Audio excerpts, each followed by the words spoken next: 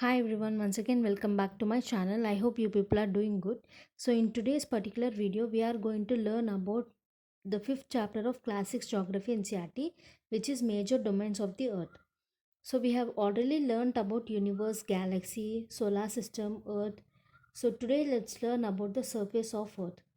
So the surface of Earth is a complex zone having lithosphere, atmosphere and hydrosphere as its components. So when we talk about the first component, lithosphere, it is the solid portion of Earth where we live.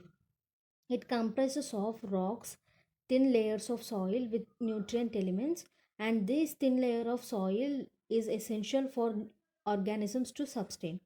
As we have seen that lithosphere is the solid portion of the earth, and this lithosphere contains some large land masses known as continents.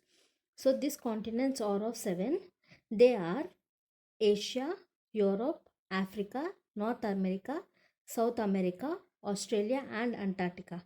So, if you see the map of the world, here you can see these major seven continents, and in these seven continents, Asia is the largest continent and it covers nearly one third of the total land area of the earth. This continent lies in eastern hemisphere, and the Tropic of Cancer, which is 23.5 degrees north latitude, passes through this continent, and this continent is separated from Europe by Ural Mountains. So if you see this map once again, here you can understand there is something called Ural Mountains between Europe and Asia. This Ural Mountains separate Asia and Europe. And after Asia, the second largest continent is Africa. This Africa continent has equator, and this equator almost runs through the middle of this continent, and a large part of this Africa lies in northern hemisphere. And if you look at the map carefully, this Africa continent has Tropic of Cancer, equator and Tropic of Capricorn, and also this continent is bounded by oceans and seas all the sides. So after Asia, Europe, the third largest continent is North America, and this North America is linked to South America by a narrow strip which is called as Isthmus of Panama.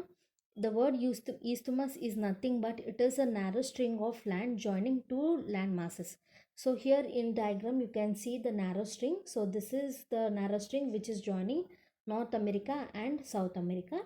So North America is linked to South America by this narrow string, and this North America completely lies in northern and western hemisphere, and this continent is surrounded by three major oceans. So what are the three major oceans we will learn later on. So after North America, the largest continent will be South America, and this mostly lies in southern hemisphere. And this South America continent has the world's largest river, which is nothing but Amazon. And after South America, the next continent in terms of size is Antarctica, and this Antarctica completely lies in southern hemisphere. And this in this region we have some important research stations. Like many countries have their own research stations in this continent, and in the same way India also has research stations. They are Maitri and Dakshin Gangotri. And in this, Dakshin Gangotri is the first research facility of India in Antarctica. And this region is covered mostly with the thick ice sheets because this region is located in South Polar region. So in South Polar region, we receive very less heat. So mostly this region is covered with the thick ice sheets. So after Antarctica, the next continent will be Europe. So Europe lies in west of Asia, and this continent is smaller than Asia. And in this continent, we can see Arctic Circle passes through it, and this is bounded by water bodies on three sides. So those water bodies will be learned later on. And the last continent is Australia. This is the smallest continent, and this continent entirely lies in southern hemisphere, and it is also surrounded by oceans and seas, so that it is called as island continent. So this is all about continents. And now moving to the second component, that is hydrosphere. Hydrosphere is the area of Earth, the Earth's surface that covers water in all its form. That is, it has water, ice, water vapor, and other forms of water. So here we are going to learn about some of the oceans as a major part of hydrosphere. So the oceans that are part of hydrosphere are Pacific Ocean, Atlantic Ocean, Indian Ocean, Southern Ocean, and Arctic Ocean. So the first one is Pacific Ocean. It is the largest ocean, and it covers nearly one third of the earth. And this ocean is circular in shape, and Asia, Australia, North and South America are the continents that surround this Pacific Ocean.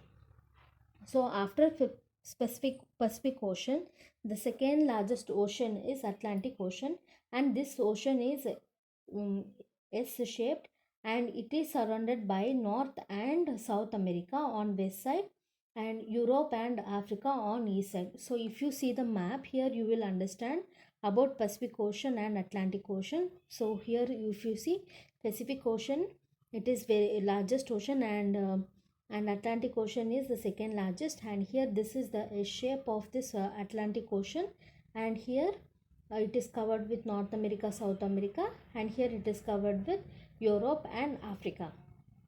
So this Atlantic Ocean is very busiest ocean from the point of view of commerce. That is, regularly trade takes place in this Atlantic Ocean itself. So after Atlantic Ocean, the third largest ocean is Indian Ocean, and Indian Ocean is the only ocean that is named after a country, that is India.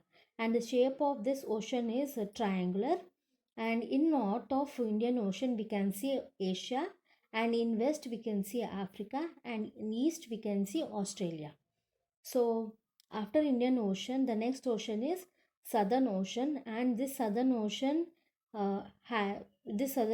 is seen near the continent of Antarctica. And after that, the last ocean will be Arctic Ocean, and this ocean is located within Arctic Circle and North Pole, and it is connected with the Pacific Ocean, and this connection is done through narrow stretch of shallow water which is known as Bering Strait. So if you see that, you will clearly understand in the map. So uh, Arctic Ocean is connected to Pacific Ocean by Bering Strait. So this is all about hydrosphere. Now coming to the third component, which is atmosphere. Atmosphere is a thin blanket of gas or thin blanket of air that is surrounded around the earth. So this thin blanket of air helps us to breathe, and it also protects us from the harmful sun rays. So this atmosphere is divided into number of layers based on its composition, temperature and other properties. These divisions are troposphere, stratosphere, mesosphere, thermosphere and exosphere. This atmosphere is composed mainly of nitrogen and oxygen and some other gases like carbon dioxide, argon and some other gases. So all these gases help us in different forms, like we use oxygen to breathe, and nitrogen helps in growth of living organisms, and carbon dioxide helps us to absorb the heat that is radiated by earth. So all these things together help us in many ways, and all these gases are very essential for the growth of plants. So this is about atmosphere. And the last one, the last concept that we are going to learn in this major domains is biosphere. So far we have learned that earth surface has three components, which is lithosphere, hydrosphere and atmosphere. So biosphere is another domain of life. That is, biosphere is a combination of all these three components, because biosphere is the narrow zone which connects land, water and air. So all these three components that commonly connect in a zone, and this zone is known as biosphere. In this biosphere only life exists. That is, on the earth, the zone where life exists is known as biosphere. And in this biosphere we see all type of living organisms, humans, plants, animals, whatnot, everything we see in this biosphere itself. So about biosphere we can see in later classes, like in class 11th or in later classes we can learn about it. So that's all for today's video, and if you like this video, please like, share and subscribe to my channel, and thanks for watching.